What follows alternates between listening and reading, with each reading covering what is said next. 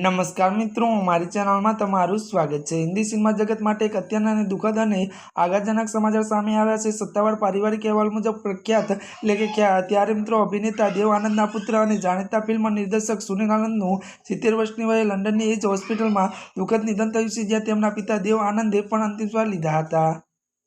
બોલિવૂડના સદાબહાર અભિનેતા દેવ આનંદના પુત્ર સુનિલ આનંદના અવસાનથી સમગ્ર સિનેમા જગતમાં ઘેરા શોકની લાગણી અત્યારે લહેર વ્યાપી ગઈ છે। પારિવારિક અત્યારે સત્તાવાર નિવેદન જારી કરીને આ દુઃખદ સમાચારની પુષ્ટિ કરવામાં આવી છે। આ સત્તાવાર નિવેદન તેમની ભત્રીજી જીના નારંગ દ્વારા મીડિયા સમક્ષ રજૂ કરવામાં આવી છે। પારિવારિક પોતાના સત્તાવાર શોક પત્રમાં જણાવ્યું છે, એ ખૂબ જ ભારે હૃદયે અમારો પરિવાર સુનિલ આનંદના અવસાન પર ઊંડો શોક વ્યક્ત કરે છે।